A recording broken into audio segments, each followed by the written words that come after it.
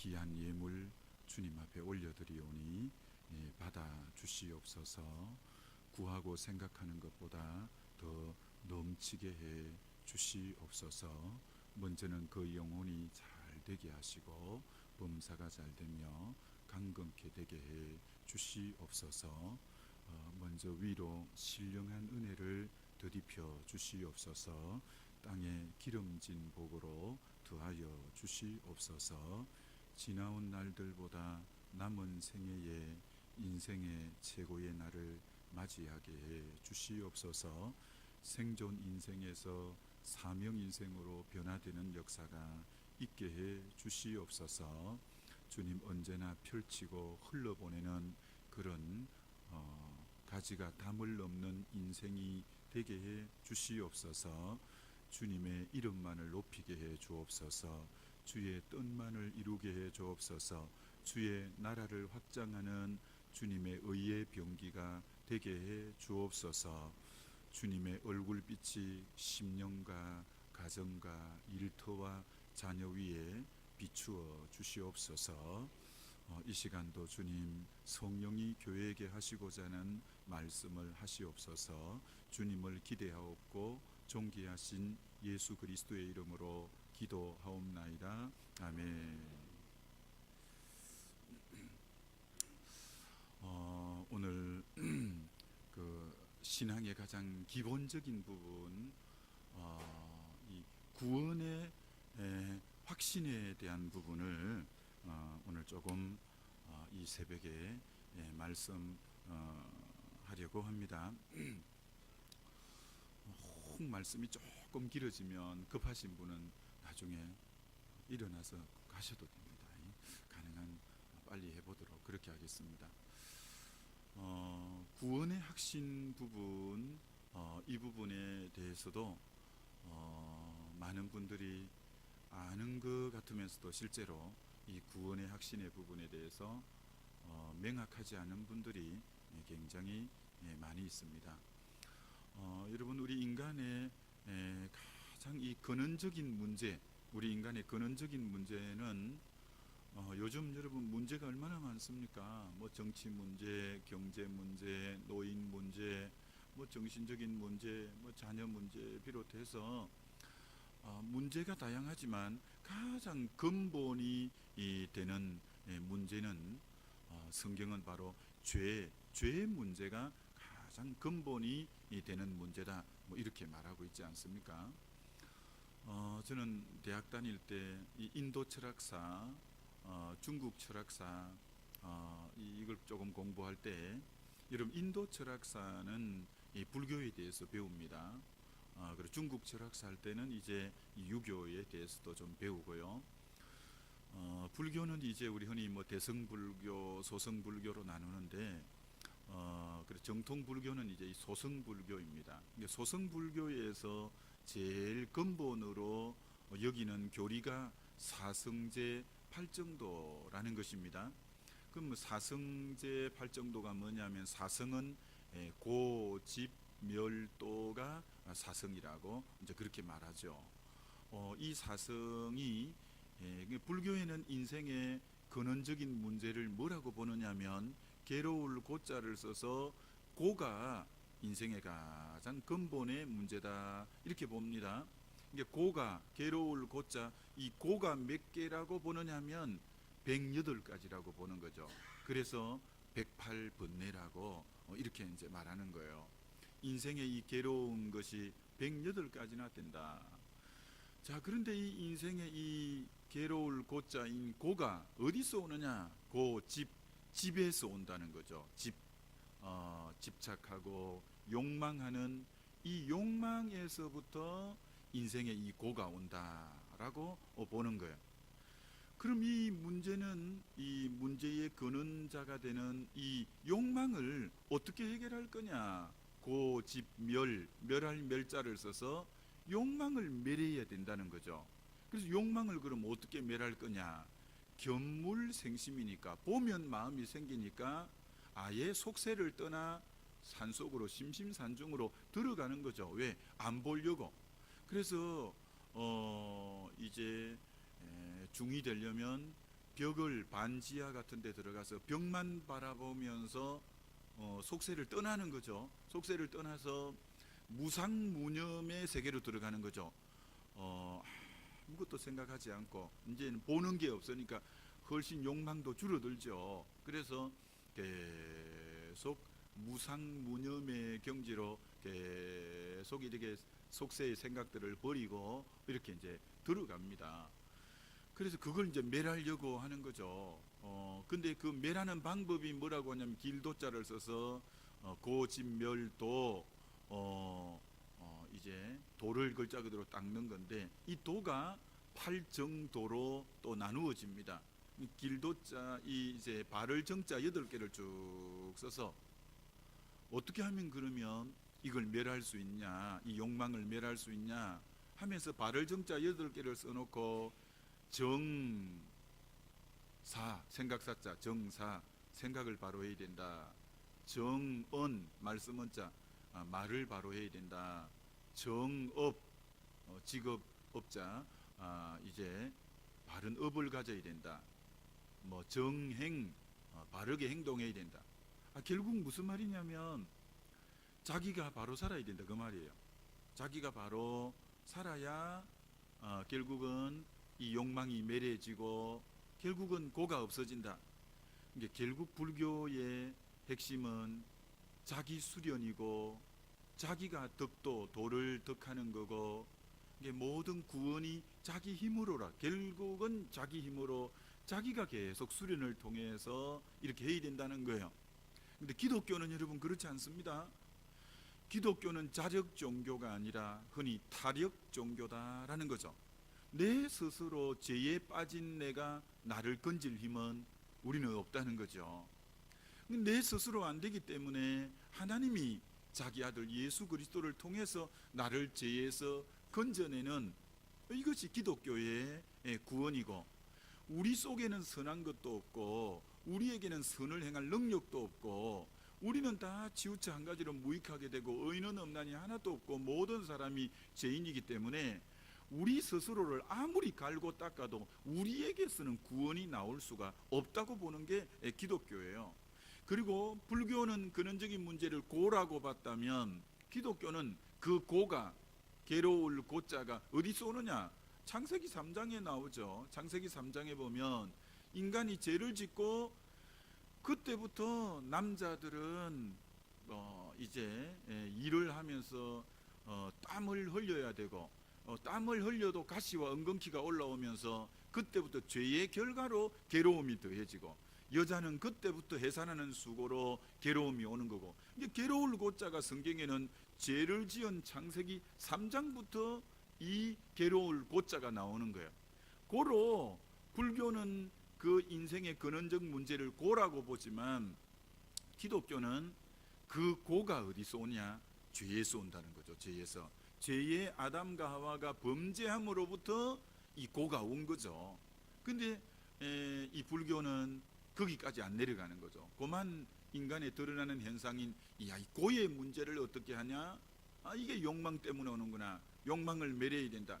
그래서 여러분 불교 나라는 다 가난합니다. 왜 가난할까요? 현세를 도피해서 속세를 떠나야 무상무념이니까 이 견물생심으로 보면 이게 마음이 욕망이 생기니까 세상을 계속 피해서 산속으로 들어가니까 원래 불교 나라는 가난하게 돼 있어요. 왜?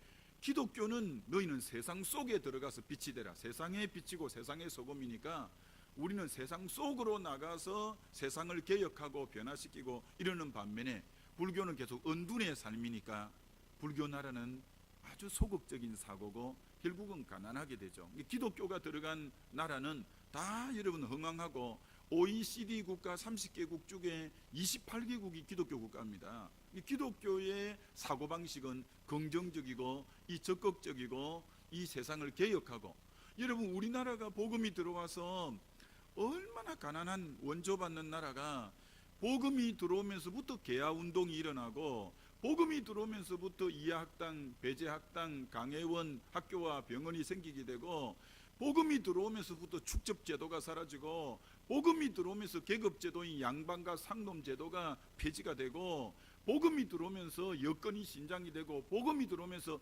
어린아이의 인권이 존중되고, 이 모든 오늘의 대한민국의 이런 위상은 복음이 들어오면서부터 이렇게 된 줄 믿습니다.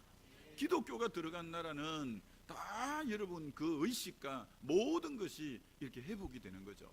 그래서 자, 인생의 근원적인 문제는 죄 문제라는 거죠. 죄 문제. 제가 우리 인생의 가장 이 근원적인 이제 문제다라는 것을 우리가 익히 잘 알고 있죠. 근데 죄가 뭐냐라는 거죠. 뭐가 죄냐라고 할 때 로이드 존스라는 유명한 목사님은 이렇게 말했습니다. 죄가 무엇인가를 알려면 자기를 뒤돌아보아서 아는 게 아니라 하나님의 임재 안으로 들어가야 죄를 자각할 수 있다. 참 중요한 말입니다. 에베소서 5장에 너희는 전에 어둠이더니, 우리가 지난날 죄 가운데 있을 때를 어둠이라 했잖아요. 어둠 속에서 뒤를 돌아본들 뭐 그도 어둠이고 여기도 어둠이지. 어둠 속에서 자기를 돌아본다고 자기를 아는 게 아니에요. 어둠은 하나님은 빛이시라 라고 하는 요한 1서 1장 말씀처럼, 마치 요한복음 8장에 예수님이 나는 세상의 빛이니라고 하는 그 빛 대신 주님 앞으로 어둠이 빛 앞으로 나가야 내가 어둠이구나라는 걸 깨닫게 되는 거죠. 우리는 자기를 돌아봄으로 죄를 깨닫는 게 아니라 하나님의 빛 앞으로, 임재 앞으로 나갈 때만이 우리가 얼마나 죄인인가를 깨닫죠. 이 장 칼빈의 기독교 강요라는 두꺼운 책이 있습니다. 거기 챕터 1장에 보면 맨 1장에 뭐라고 써놨냐면, 인간이 누군가를 알려면 하나님을 만나고 하나님을 알 때 인간은 자기가 누군지 알 수 있다. 그리고 인간은 여러분, 인간됨은 우리가 우리를 어떻게 알아요? 하나님을 알 때 내가 누군지를 발견하죠.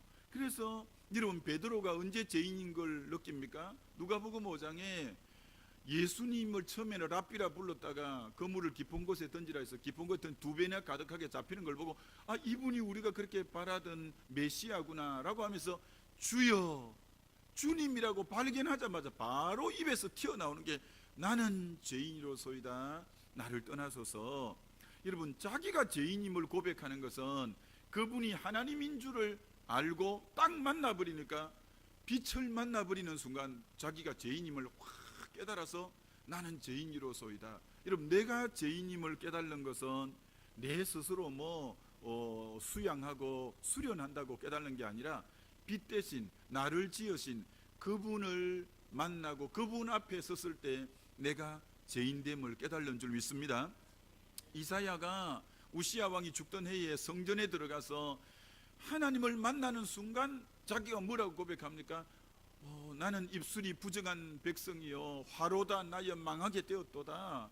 나는 입술이 부정하다고 자기 죄를 하나님을 만나는 순간 자기의 죄됨을 확 깨달는 거예요. 여러분, 사도 바울이 빌립보서 3장에서 나는 율법에 흠이 없는 자라고 자기는 의로운 사람이라고 했는데, 다메섹 도상에서 정오의 빛보다 더 강한 빛을 받고 누구시니까 하니까 나는 네가 핍박하는 예수라. 주님을 만나버리는 순간 나는 죄인 중에 개수고 나는 만삭되어 태어나지 못하고 나는 지극히 작은 자보다 더 작고. 여러분, 나의 진정한 실체는 언제 아느냐? 나의 죄됨은 주님의 이 하나님을 만나고 주님의 빛 가운데 내가 확 드러나는 순간 나의 죄됨을 확 깨달는 거예요. 나의 죄됨을. 자, 그래서 여기 계신 우리 명강교회 우리 성도님들이 다 주님을 이제 진짜 만난 분들은 언젠가 주님 앞에 깊이 하나님의 빛 가운데 자신을 딱 만났을 때, 그럴 때 내가 그렇게 죄인됨을 깨닫고 정말 가슴을 치고 여러분이 회개하고 애통하고 그 단계가 여러분 있었을 거예요. 저도 주님을 언제 이제 만났느냐 하면 어제 잠시 말씀드린 것처럼 제가 이제 81년도 대학 1학년 때 교회라는 곳은 처음 이렇게 이제 나갔습니다. 근데 제가 성령을 언제 체험했냐면 대학 3학년 때 83년 그날도 저에게는 너무 이제 각인이 된 날이니까 잊어버리지도 않습니다. 83년 6월 1일 날 저녁에 하나님의 성령의 빛을 이제 이 경험하고 하나님의 성령을 이렇게 이제 체험하게 되어졌는데, 그동안 2년 정도 교회 다니면서 목사님 말씀을 들으면서 우리가 죄인이라고 하는 거 다 긍정하고, 그래 뭐 죄 없는 사람이 어디 있어, 다 인정했죠. 근데 여러분, 그런 정도의 인정이 아니고요, 주님의 성령의 빛이 강하게 임할 때에, 이건 그러니까 빛 앞에 자기가 완전히 벌거벗은 모습으로 확 드러나는 순간에 얼마나 이렇게 가슴을 치면서 얼마나 회개를 했는지 꼭 뭐하고 갔냐면, 이 불의 밝기를 뭐라고 하느냐면 명도라고 해요. 불의 밝기가 얼마나 밝은가를 명도라고 하는데, 지금 이 불빛보다 50배 정도 더 밝으면 여기 지금 먼지 날아다니는 것도 보이고 솜털도 보이고 땀구멍도 보이고, 밝을수록 세미한 부분까지 다 보여요. 제가 83년 이 6월에 하나님의 성령의 빛을 강하게 경험하고 2시간 이상을 통곡을 했네요. 얼마나 죄가 추악하든지. 그렇다고 여러분이 뭐 저 사람 죄를 되게 많이 지었는가 보다, 그렇지 않습니다. 죄송해요. 저는 주님 모를 때에도 이 뭐 착한 유의 상은 올 다 받았습니다. 이게 착하다는 유의 상은 초등학교 때부터 하여튼 뭐 선행, 뭐 착한 상, 이런 유의 상은 몽땅 다 받았습니다. 심지어 군대에 가서도 3군 사령부 모범사병으로 여러분 뽑혔습니다. 하여튼 그리 착한 사람이라니까요. 근데 문제는 여러분, 아무리 착해도요, 주님의 빛 앞에 딱 서면 이 죄악의 추악성은 이건 못 견딥니다. 여러분, 얼마나 가슴을 찧어뜯고 이 죄의 추악성 때문에 참, 그래 이 죄의 이 부분이 주님의 빛 앞에서 자신을 딱 만나버리면 뭐 사람이 완전히 이제 변화가 되죠.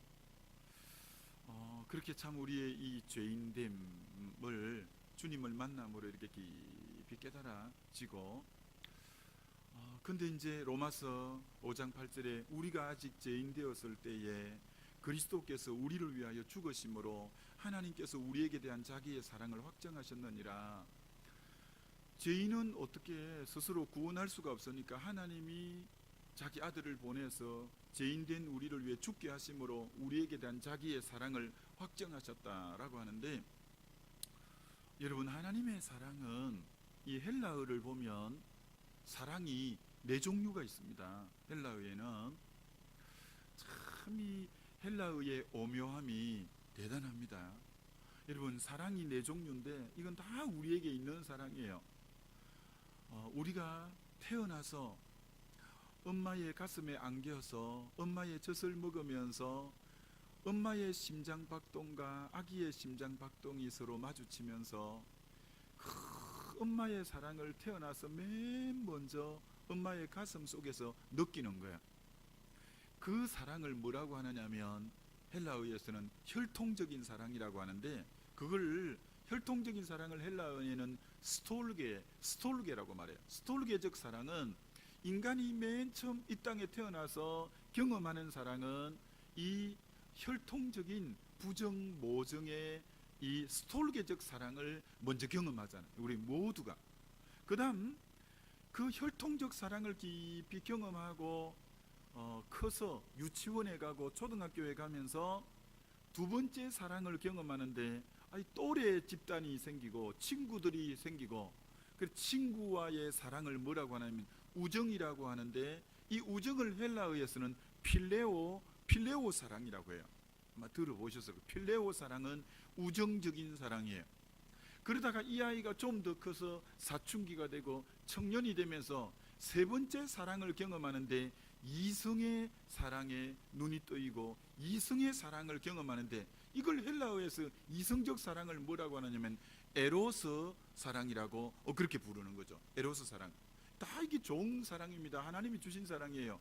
태어나자마자 부모님을 통해 혈통적 사랑인 스톨게 사랑을 경험하고, 이제 자라가면서 친구를 통해서 필레오 사랑을 경험하고, 그 다음 이제 청춘일 때 이성적 사랑인 에로스 사랑을 경험하는 거예요. 그런데 하나님이 세상을 이처럼 사랑하사라고 하는 이 사랑은 이 세 가지 사랑이 아니에요. 하나님이 우리를 사랑하는 이 사랑은 헬라어에 무슨 사랑이라 하냐? 아가페 사랑이라고 하는 거예요. 아가페 사랑은 하나님이 사람을 사랑하는 거고, 조금 전에 스톨게적 사랑, 필레오적 사랑, 이 에로스적 사랑은 인간 대 인간의 사랑이지만, 하나님이 세상을 이처럼 사랑하시는 이 사랑은 아가페 사랑으로, 아가페 사랑과 인간적 사랑의 특징이 뭐냐면, 인간적 사랑은 앞에 세 가지 나온 인간적 사랑은 조건적인 사랑이라고 해요. 내 자식이기 때문에, 내 친구이기 때문에, 내 연인이기 때문에 사랑하는 거지만, 그러나 하나님이 우리를 사랑하는 것은 조건적인 사랑이 아닌 그럼에도 불구하고의 사랑이에요. 로마서 5장에 우리가 네 가지의 우리의 죄인일 때, 네 가지 실상을, 우리가 아직 죄인 되었을 때, 우리가 아직 원수 되었을 때, 우리가 아직 연약할 때, 우리가 경건치 못할 때, 이게 로마서 5장에 나오는 거예요. 죄인일 때 하나님과 원수 되었고, 그때는 경건치 못했고, 그때는 연약할 때, 이때 하나님이 자기 아들 예수 그리스도를 이 땅에 보내셔서 우리를 사랑해 주신 건데, 여러분, 그런데 이 네 가지 사랑이다. 사랑은 어떤 식으로 표현되느냐 하면, 여러분, 사랑은 어떤 식으로 표현될까요? 또 네 가지가 사랑 표현 방법은 또 마찬가지예요. 자, 여러분, 우리가 그렇게 잘 아는 요한복음 3장 16절에 하나님이 세상을 이처럼 사랑하사 독생자를 주셨으니, 사랑은 어떤 식으로 표현되느냐 하면, 자, 사랑은 부모와의 사랑도, 친구와의 사랑도, 연인과의 사랑도, 하나님과 인간과의 사랑도, 사랑은 어떤 식으로 표현되느냐 하면 주는 것으로 표현이 돼요. 여러분, 모든 사랑, 부모가 자녀를 사랑하니까 아낌없이 주고 싶은 거예요. 여러분, 사랑하면 주고 싶은 겁니다. 사랑하면. 왜 하나님의 사랑이 제일 위대하냐 하면 제일 큰 것을 주었기 때문에 그래요. 그럼 제일 큰 것을 준 것은, 사랑하면 사랑이 깊을수록 더 큰 걸 줍니다. 사랑이 깊을수록. 가만히 생각해 봐요. 사랑이 깊을수록 더 큰 것을 줍니다. 그럼 우리에게 제일 큰 게 뭐냐? 성경에 천하보다 귀한 게 우리 생명이고 영혼이지 않습니까? 그러니까 친구를 위해서 목숨을 바치는 것보다 이에 더 큰 사랑이 없다고 요한복음 15장에 말하는 것처럼, 그럼 제일 큰 것을 내어준 사랑은 뭐냐면 생명을 내어준 사랑인데, 누가 했냐면 하나님이 자기 아들 예수 그리스도의 생명을 내어준 이 사랑이 제일 큰 사랑이죠. 근데 이 사랑을 경험하면 사람은 확 변화됩니다. 이 사랑을 경험하면. 여러분 중에 혹자는 이 혈통적 사랑, 스톨게적 사랑을 많이 못 받은 분이 있을 수 있어요. 일찍 부모를 여의거나 일찍 부모가 헤어졌거나 해가지고 혈통적 사랑이 비어있는 분이 있을 수 있어요. 그리고 친구들 우정, 이 필레오 사랑에서 왕따를 당했거나 해가지고 이 부분이 부족한 분이 있어요. 에로스 사랑에서 연인에게 채였거나 때론 이혼했거나 해가지고 이 부분이 비어있는 분이 있어요. 여러분, 걱정할 거 없어요. 이 혈통적 사랑이 비어있고, 그리고 이제 우정이 비어있고 연인과의 사랑이 비어있어도 하나님의 아가페적인 사랑을 확 만나면 방금 비어있는 거 꽉꽉 채우고도 남음 있는 게 하나님이 우리를 사랑하는 것인 줄 믿습니다. 흔히 요새 썸뿌리, 내적 치유, 그런 게 다 상처 때문에 생긴 건데, 하나님의 큰 사랑을 경험해버리면 아무리 부모로부터 사랑을 못 받아서 버림받아도, 아무리 친구로부터 왕따를 당해도, 아무리 연인으로부터 채이고 버림당해도 하나님의 옳은 사랑 만나면 그 모든 사랑이 회복되어지고 치유되어지고 변화되는 줄 믿습니다. 그래서 우리 주님으로 인해서 우리의 모든 전인격인 우리의 인격이 완전히 이제 회복이 되는데, 자, 그럼 이제 본론으로 넘어가서, 그래서 예수 그리스도를 통해서 이제 죄인인 우리를 구원하는 게 이 성경 전체의 구속 사적으로 볼 때 이제 진리인데, 어떻게 구원의 확신을 가질 수 있는가? 자, 이 부분 여러분, 어떻게 구원의 확신을 갖느냐 하면, 첫째는, 자, 우리가 이제 하나님을 믿을 때 성부 하나님, 성자 예수님, 성령님, 흔히 삼위일체 하나님을 믿는데, 성부 하나님은 말씀을 믿는 거예요. 자, 하나님의 말씀을 믿어야 구원의 확신이 있는데, 자, 여러분 보세요. 어떻게 구원하는지.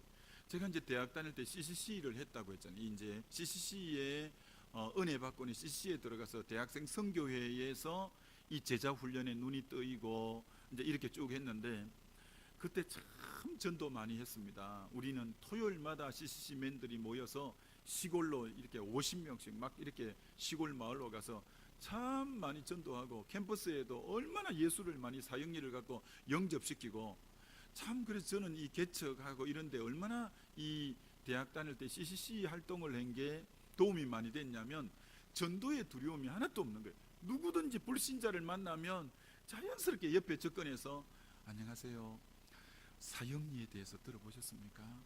아니요. 사형리는 하나님과 우리 사이에 4가지 영적 원리를 써놓은 건데 참시면 됩니다. 한번 보시겠습니까?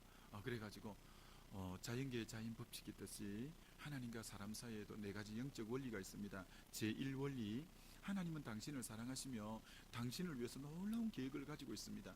하나님의 사랑이 뭐냐 하면, 하나님이 세상을 이처럼 사랑하사 독생자를 주셨으니 이는 저를 믿는 자마다 멸망치 않고 영생을 얻게 하려 하심이라고 했습니다. 하나님의 계획이 뭐냐면, 내가 온 것은 양으로 당신으로 생명을 얻게 하고 더 풍성한 삶을 주시려고 오셨습니다. 그런데 왜 이런 하나님의 사랑과 하나님의 계획을 알 수 없을까요? 그건 두 번째 원리로서, 사람은 죄를 지어 하나님으로 사랑과 하나님의 계획에서 떠나 있기 때문에 그렇습니다. 성경의 모든 사람은 죄를 범하였음에 하나님의 영광에 이르지 못한다고 했습니다. 하나님과 우리 사이가 죄 때문에 이렇게 간격이 났다고 했는데, 이거는 우리의 힘이나 철학이나 도덕이나 선행이나 율법으로 하나님께 이룰 수가 없습니다. 그럼 이것을 이어주는 해결책이 뭘까요? 그게 바로 제3원리입니다. 바로 예수 그리스도가, 하나님이 예수 그리스도를 이 땅에 보내셔서, 예수님이 내가 곧 길이요 진리요 생명이요 나로 말미암아 아버지께 올 자가 없다고 한 것처럼, 예수님을 통해서만이 하나님께로 나아갈 수 있는 유일한 길입니다. 예수님이 당신의 죄를 위해서 대신 십자가에 지시고 3일 만에 부활하심으로 우리 죄 문제를 해결하셨습니다. 마지막 4번째 원리로, 당신이 예수 그리스도를 마음에 구주와 주님으로 영접하신다면, 예수님은 이 시간 당신 안에 들어가서 당신의 모든 죄를 사하고 당신은 이 시간 구원받을 수 있습니다. 예수님이 지금 당신 마음 문에 볼지어다 내가 문 밖에 서서 두드리노니 문을 열면 내가 당신에게 들어가겠다고 말씀합니다. 영접하는 자, 곧 그 이름을 믿으면 하나님의 이 시간 자녀가 될 수 있습니다. 그러나 마음으로 믿으면 되는 게 아닙니다. 마음으로 믿어 의에 이르고 입으로 신해야 구원에 이릅니다. 이 시간 저를 따라서 당신이 마음으로 믿을 뿐 아니라 입으로 신한다면 당신 이 시간 구원 얻을 수 있습니다. 저를 따라 기도하시겠습니까? 이렇게 해가지고 참 끝도 없이 많은 사람 영접시키고 이렇게 했어요.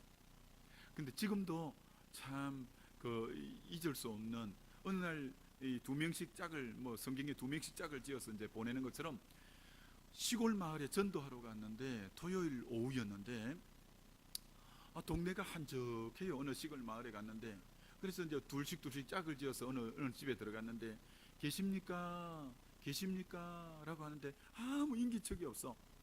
그래서 아무도 안 계신가 하고 나오려고 하는데, 누가 안방문을 열고 나왔는데, 그때에도 학생들이 교복을 입은 명찰을 단 중3 강명이라고 이 명찰을 단 여학생이, 그때 대학 4학년 때인데 제가 나오는 거야.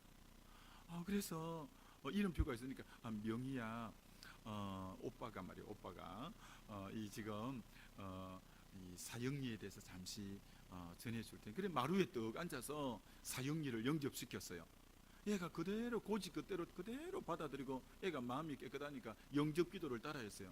그때가 제가 이제 대학 졸업하고 군대에 갔는데, 군 가기 전에 시간이 있어서, 그럼 오빠가 매주 한 주씩 와서 이 사형리를 영접시키면 새생활 시리즈 6단계가 있어요. 이제 그 교육하는 게 있는데, 오빠가 매주 한 번씩 와서 그 다음 이제 하나님과 교제하는 방법 이런 거 너에게 알려줄게. 그렇게 이제 알려주고 6주를 찾아가 가지고 영접하고 난 뒤에 그렇게 제자 훈련을 시키고 난 이제 군대 가고, 이제 그렇게 잊어버렸어요. 세상에 이 자매가 지금 이제 신학교를 가고 이 자매가 지금 목사님, 사모님이 되었어요. 그러니까 여러분, 그 구원의 확신은 자 어떻게 갖냐면, 구원의 확신의 첫 번째 갖는 원리는 하나님의 이 약속된 말씀을 그대로 믿음으로 받아들이면 구원에 이르는 줄 믿습니다. 하나님은 자기가 약속하셨잖아요. 우리가 죄인임을 성경에 말하고, 그래서 주님을 인정하고 마음을 열고 예수님을 영접하면 하나님의 자녀가 되는, 그래서 구원의 제일 중요한 것은 하나님의 말씀을 믿는 믿음이에요. 이게 이제 구원의 확신을 갖는 첫 번째 길이에요. 자, 무슨 말이냐면, 그럼 이거하고 반대의 말이 뭐냐? 오늘 의외로 교회 안에 많은 분들이 말씀을 의지하는 신앙이 아니라 느낌, 기분, 감정, 이 필이라고 하는데 감정에 의존하는 신앙생활하는 분들이 굉장히 많습니다. 기분 좋으면 막 교회 혼자 다성기는 것 같다가 기분이 가라앉거나 일이 되면 막 시들시들하고, 이게 어디에 근거냐? 신앙이 말씀에 근거 안 하고 감정, 느낌, 기분 이런 것에 근거하는 거예요. 자, 무슨 말이냐면, 가장 안전한 구조가 삼각형 구조인데, 정삼각형을 여러분 생각해 보세요. 밑에 꼭지점이 2개 있고 위에 꼭지점이 하나 있잖아요, 삼각형이. 근데 믿음이 정상적이 될 때는 이 삼각형 밑에 꼭지점이 뭐냐면 하나님의 말씀, 그걸 믿는 믿음, 그 결과로 체험도 오고 그 결과로 느낌도 오고 그 결과로 여러 가지 이제 경험되어지는 건 위에 꼭지점이에요.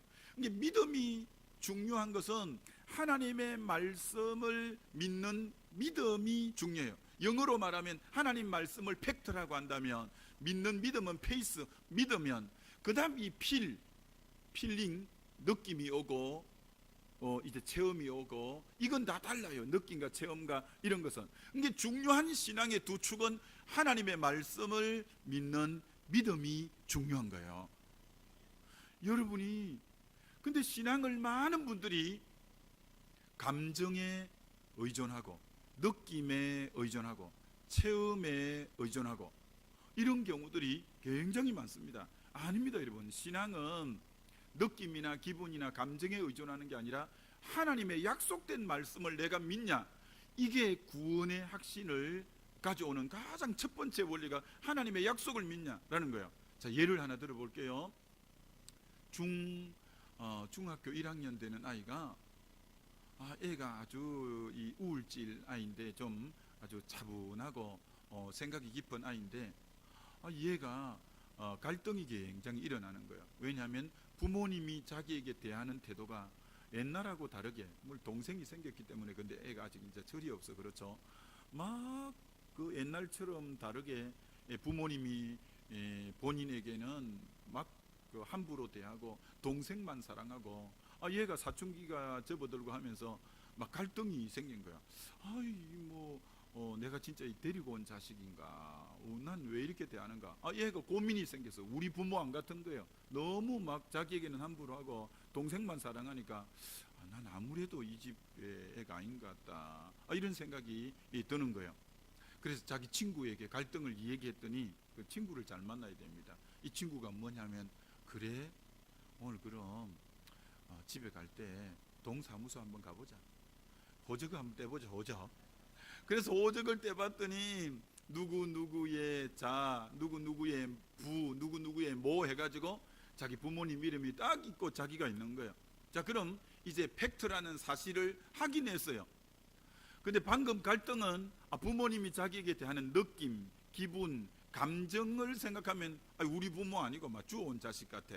근데 팩트라는 사실을 딱 봐버리니까 우리 부모 맞네. 구원의 확신이 어떻게 되는 거냐? 여러분이 지금 뭐 형편에 따라서 구원의 확신이 있고 없거나 이런 게 아니라 약속된 하나님의 말씀을 근거해서 믿는 믿음이라야 이게 바른 확신을 가질 수 있는 줄 믿습니다. 여러분의 구원의 확신은 하나님의 말씀을 믿는 거예요.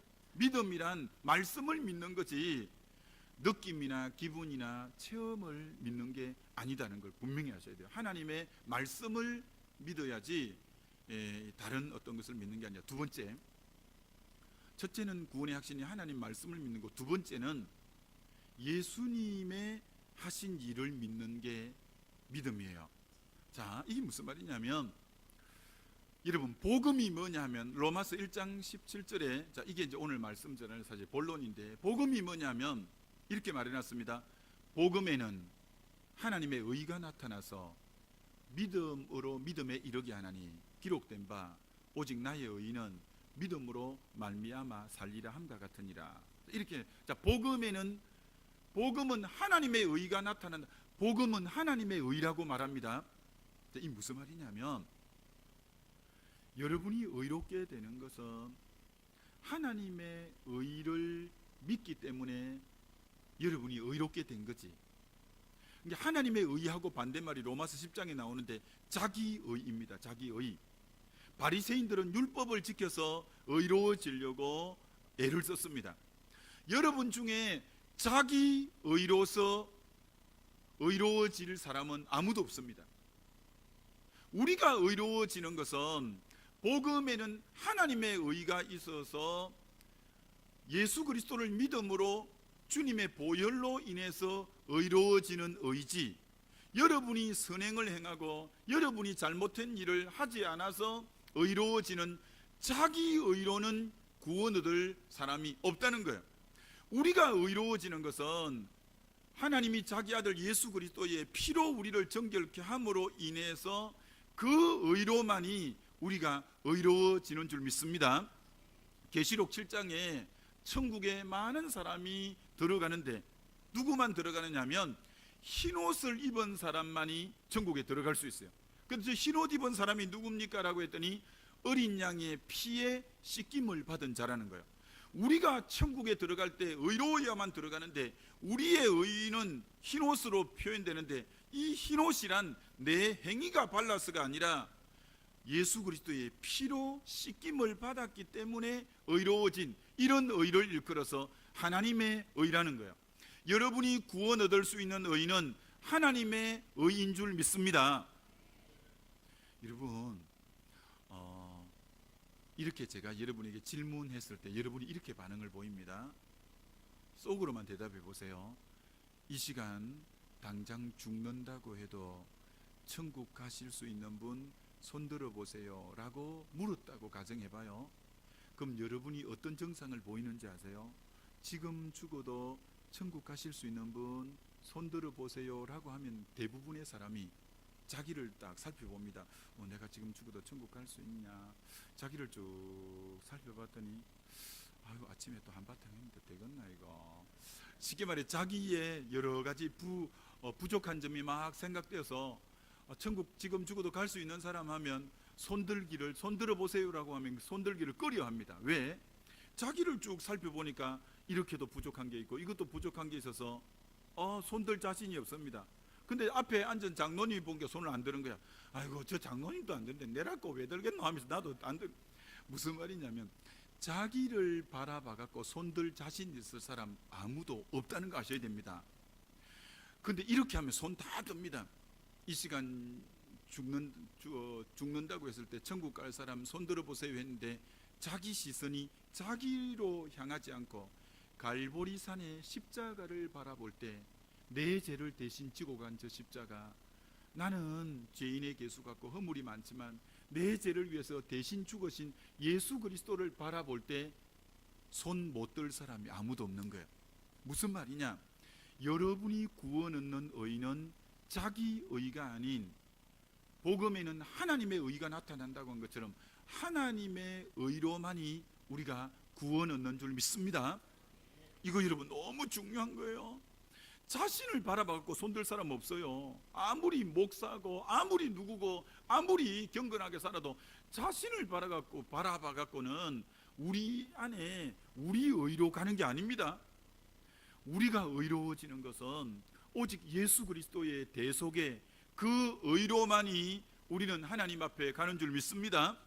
여러분, 탈무드에 이런 내용이 있잖아요. 수제자인 베드로가 천국에 갔어요. 근데 천국 문 앞에 천사장이 딱 지키고 있는 거예요. 그래서 천사장이 베드로에게 묻는 거예요.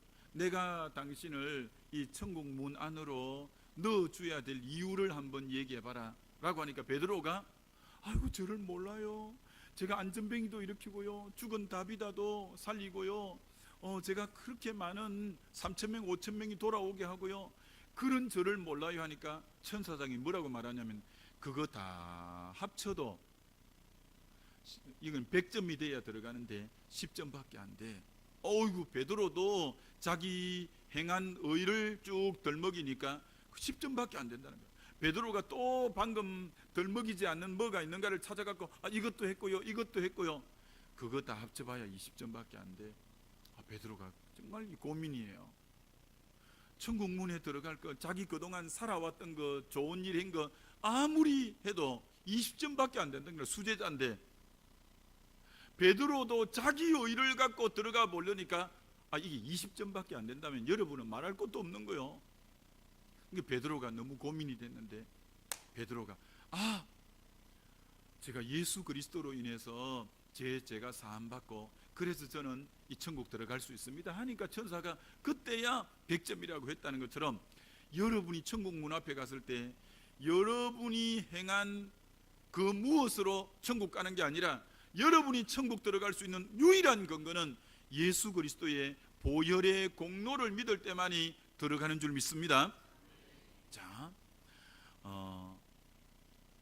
여러분 다시 이걸 정확하게 제가 말씀드려 볼 테니까 잘 들어보세요.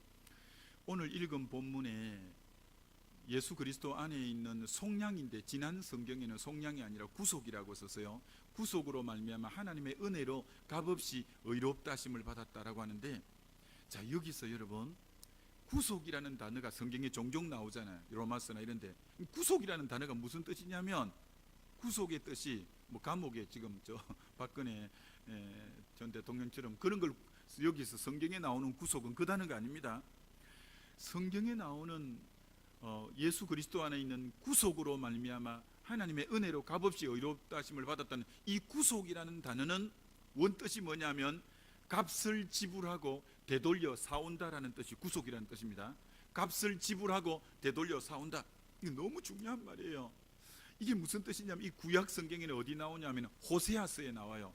호세아의 아내가 누구냐면 고멜인데 이 고멜이 엄탕한 여자잖아요. 성경에 엄탕한 여자인데 일부러 하나님이 엄탕한 여자하고 거룩한 이 선지자하고 결혼하게 한 거예요. 왜냐하면 이스라엘 백성이 엄탕한 여자와 같고 하나님이 거룩한 하나님이 호세아와 같이 비유하기 위해서 그런 거예요. 근데 이 호세아가 집에 들어가면 이 아내가 집에 없어. 이 집사람이 어디 갔냐라고 두루 찾아보면 옛날 사창가에 율라가에 가가 있는 거예요. 그런 여자니까. 그럼 자기 아내지만 자기 아내 고멜을 호세아가 찾아왔냐면 그럴 수 없습니다. 왜? 이미 빛에 팔려간 거예요. 요새도 마찬가지죠. 그는 간혹 여러분이 뉴스나 그런 거 들을 때 율라가에 간 사람은 바로 꺼내올 수 있는 게 아니라 이미 빛이 많이 져 있기 때문에 빛을 갚아주고 데려오는 것처럼, 그래서 호세아 3장에는 빛을 은 15개와 보리 한 호멜 반을 데워주고야 자기 아내를 데려오는 거예요. 자, 아니 원래 내 아내였잖아요. 호세아가 내 아내지만 내가 데려올 수 없는 게 빛으로 죄로 팔려갔기 때문에, 그래서 은 15개를 데워주고 보리 한 호멜 반을 데워주고야 사올 때 쓰는 말이 구속이라는 말이에요. 우리가 원래 하나님의 형상이고 하나님의 것이었잖아요. 근데 죄를 짓는 자마다 죄의 종이 되면서 죄의 팔린 자가 되었거든요, 우리가. 근데 하나님이 우리를 바로 건져낼 수가 없어요. 건져낼 수가. 그럼 하나님이 우리를 건져내는 방법도 값을 지불하고야 우리를 사내올 수, 빼내올 수가 있는데, 자 그럼 여러분 우리가 죄에 팔린 우리를 하나님이 값을 지불하고 우리를 사내오려면 하나님이 어떤 값을 지불해야 되느냐 하면 지난 개역 성경의 디모데전서 2장 6절에 이렇게 말합니다. 예수 그리스도는 우리 모든 사람을 위해서 속전이 되셨나니. 여러분 속전이 속할 속자 돈전자, 죄에서 우리를 사내오는 돈이 되어 주셨다는 거예요. 그러니까 우리를 사내올 수 있는 돈은 예수 그리스도의 피값밖에 없지 나머지 것으로는 우리를 사내에 올 값을 지불할 죄에 팔려간 우리를 그 죄에서 빼내올 수 있는 돈은 예수의 피값밖에 없는 줄 믿습니다. 그러니까 오늘 저와 여러분을 죄에서 빼내오는 데에는 예수 그리스도의 가장 고귀한 피값을 지불하고 우리를 죄에서 건져낸 줄 믿습니다.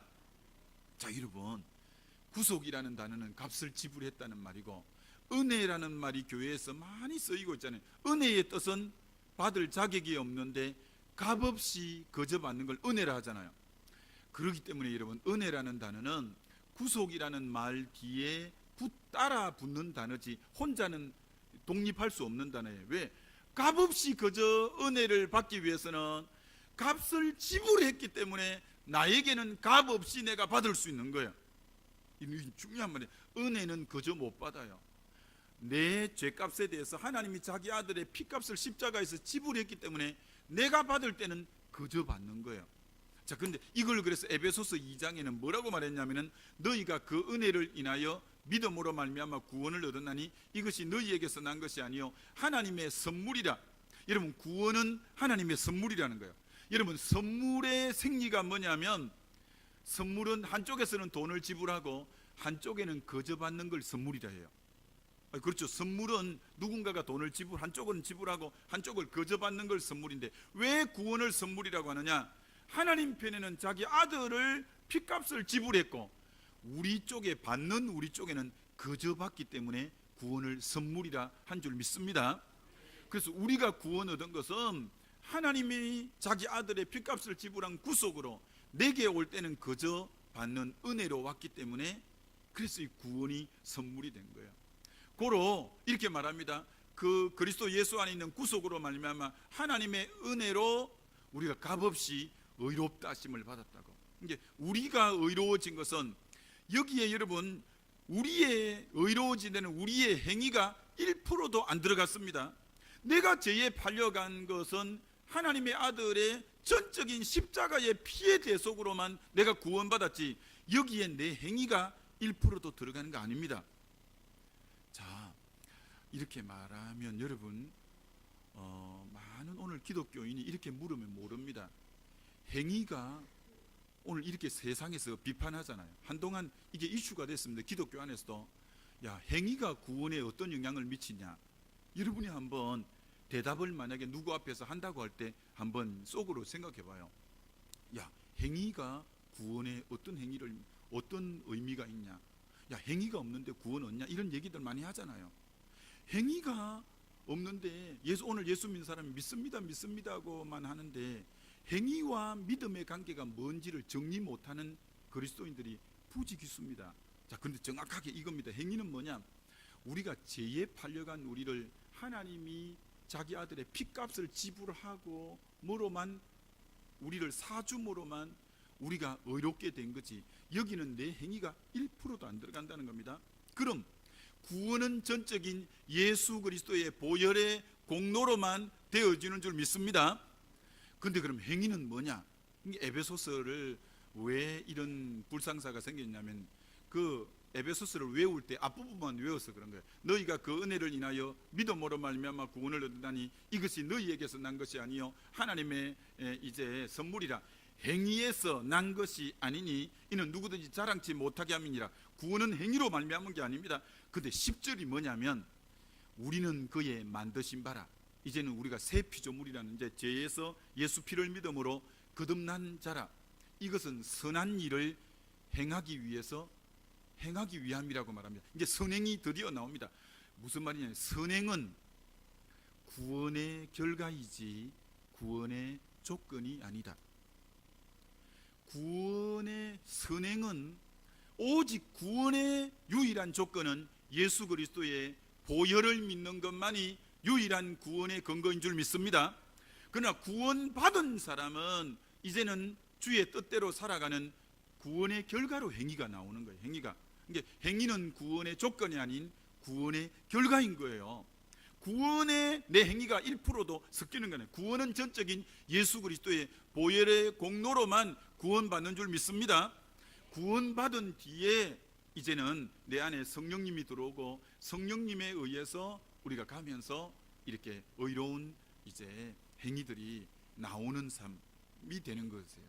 자, 그처럼 우리가 하나님의 말씀을 믿어야지 감정을 의존하면 안 된다. 두 번째는 우리가 구원은 하나님의 의인 예수의 보혈의 공로로만 구원 얻지 자기 행위나 의로 구원 얻는 것 아니다.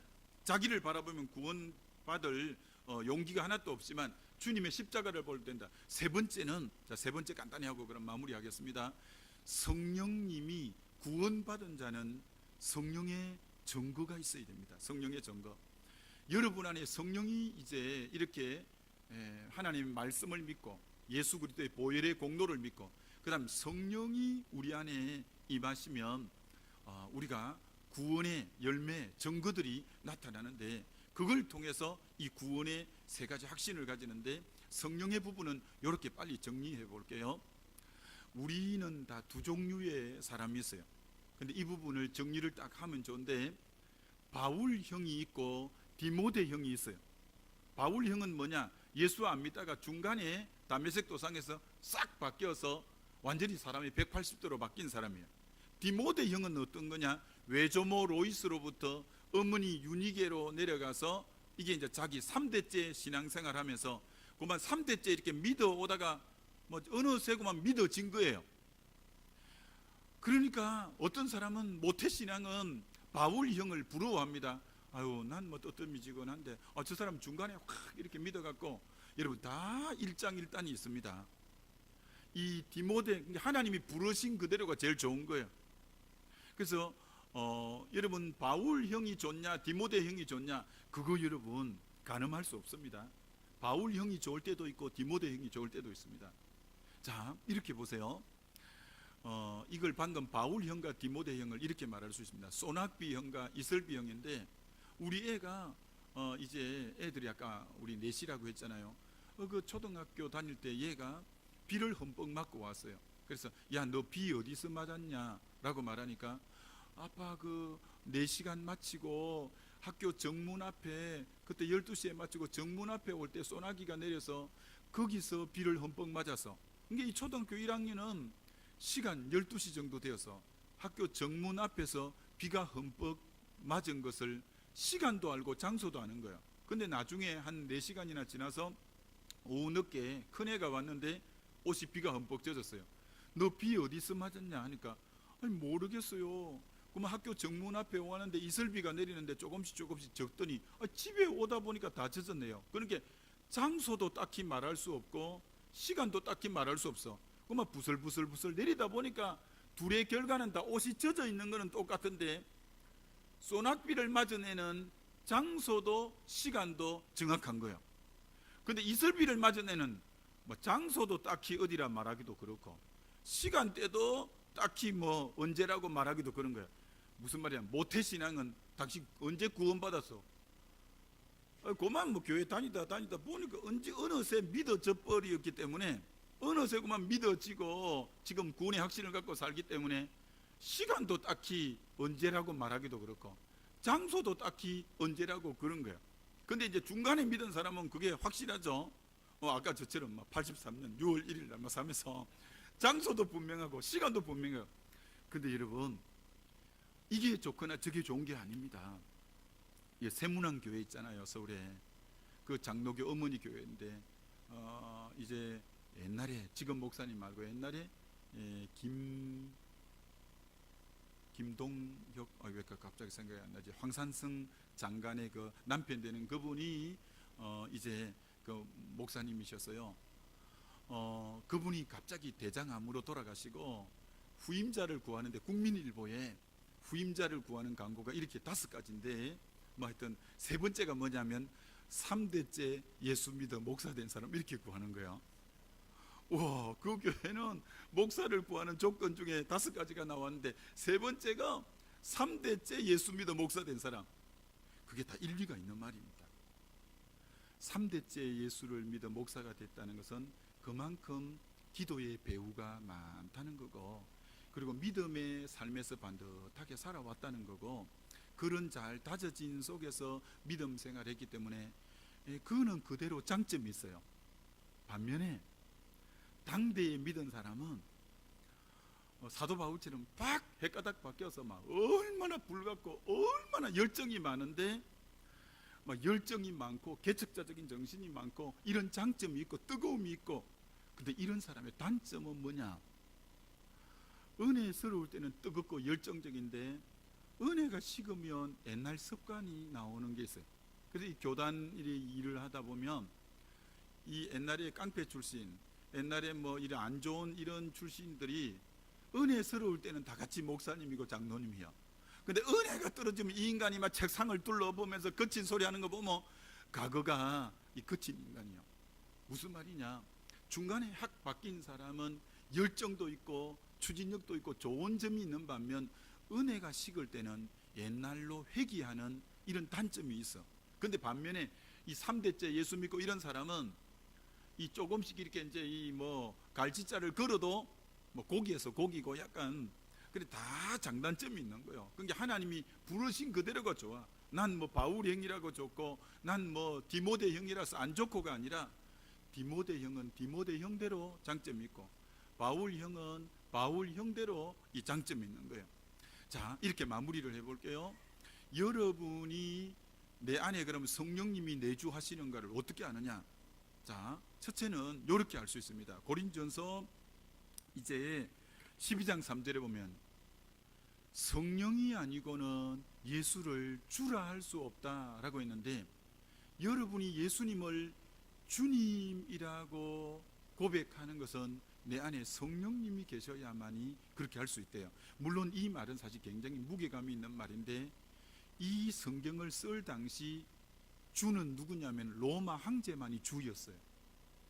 근데 전부가 로마 황제를 주라고 할 때, 예수를 주라고 고백할 때는 생명 걸고 주라고 고백하는 거예요. 요즘에 그만 주님이라고 가볍게 말하는 그런 분위기가 아니에요. 그 당시에 예수를 주라고 고백할 때는 성령이 아니고는, 왜? 주라고 고백했다가 발각되면 죽는 거니까 그 당시에 주라고 고백할 때는 보통 고백이 아닌 고백이죠. 굉장히 무게감이 있는 고백이죠. 그래서 여러분이 진짜 예수를 주라고 고백하는 것은 성령이 아니고는 그거 안 되는 고백이라는 거예요. 여러분이 예수님을 주라고 고백하는 것은 성령님이 있어야 예수를 주라고 고백한다 했어요. 그 다음 로마서 8장에는 성령으로 하나님을 아빠 아버지, 아바 아버지라고, 여러분이 하나님을 아버지라고 부르는 것은 성령이 아니고는 하나님을 아저씨라고 하는 게 편하지 아버지라고는 잘 못한대. 근데 여러분이 하나님을 아버지라고 자연스럽게 하는 것은 성령이 아니고는 하나님을 아버지라 부를 수 없다는 거예요. 여러분이 하나님을 자연스럽게 아버지라고 부를 수 있는 것은 성령이 아니고는 아버지라고 부를 수 없다. 그 다음 고린전서 2장 12절에는 하나님이 우리에게 주신 성령으로 인하여 하나님의 은혜를 알게 하려 함이라. 여러분이 신앙생활하면서 하나님의 은혜가 뭔지를 깊이 아는 사람은 성령으로만 은혜를 알 수 있대요. 여러분 중에 예배를 드리면 은혜가 되고 찬송을 부르면 은혜가 되고 이런 분은 성령이 내주하기 때문에 은혜의 눈이 열린 사람이에요. 근데 찬송을 부르면 너무 지겹고 노래방에 가서 노래하면 너무 은혜가 되고 이런 분은 좀 생각해 봐야 될 분이요. 난 교회에서 하면 은혜가 안 되고, 이런 분은 성령이 내주하면 그렇게 은혜가 뭔지에 눈이 열려가는 거예요. 그리고 내 안에 성령이 내주하는 분은 에베소서 4장 30절에 성령이 근심하는 게 뭔지를 아는 거야. 아, 이거 하니까 평강이 깨지고, 아, 성령님이 기뻐하지 않구나. 이런 것을 여러분이 알아차리는 분은 그 안에 성령이 내주하는 거예요. 아, 이거 성령이 근심하는구나. 아, 성령이 기뻐하지 않구나. 이런 것을 여러분이 알 수 있다는 것은 이미 여러분 안에 성령이 내주하신다는 증거요. 그리고 성령이 내 안에 내주하는 사람, 빌립보서 2장 13절처럼 하나님이 자기의 기쁘신 뜻을 내 마음에 소원을 주어 행하게 하신다는, 마음에 어떤 소원이 올라올 때 하나님이 내게 소원을 주시는구나, 이런 것을 깨달는 사람은 성령으로 하나님이 내 마음에 소원을 주시는 게 깨달아질 때 그분 안에 이미 성령이 내주한다는 뜻이에요. 성령이. 이처럼 내 안에 성령이 계신 증거들은 여러 다각도로 이 성령이 내 안에 내주하는 걸 깨달을 수 있어요. 자, 결론으로 아무쪼록 여러분 신앙생활 할 때 하나님의 약속의 말씀을 딱 믿는 거지, 기분이나 느낌이나 감정을 믿으면 안 된다는 거고, 두 번째는 자기 의로는 구원, 자기 의 갖고 구원 얻는 게 아니라 하나님의 의, 예수 그리스도의 보혈의 공로로만이 우리는 구원 얻지, 나 자신을 바라봐 갖고 구원받을 용기가 있는 사람은 아무도 없다는 거고, 세 번째는 성령이 내 안에 내주하면 바울 형이든 디모데 형이든 소낙비 형이든 이설비 형이든, 그거는 모습은 여러 가지도 다르지만 방금처럼 예수를 주라고 고백할 수 있고, 하나님을 아버지라 부를 수가 있고, 하나님이 주신 은혜가 뭔지를 깨달을 수 있고, 그리고 성령이 건심하는 게 뭔지를 알 수가 있고, 그리고 하나님이 기쁘신 뜻을 내 마음에 소원을 주시는 것도 알 수가 있고, 등등 이런 여러 가지를 통해서 여러분이 내 안에 성령이 내주하시는 걸 통해서 난 하나님 안에 구원 얻은 자구나, 이걸 성부 하나님의 말씀과 성자 예수님의 십자가 공로와 성령님의 증거, 이 세 가지 정황으로 여러분이 구원의 확신을 뚜렷하게 가지고 승리하는 신앙생활을 하게 되시기를 주의 이름으로 축원합니다. 우리 한번 기도하겠습니다. 이 시간 우리 한번 한음성으로 기도하시다가 자연스럽게 우리 돌아가시면 우리 좋겠는데요. 그동안 여러분이 구원의 확신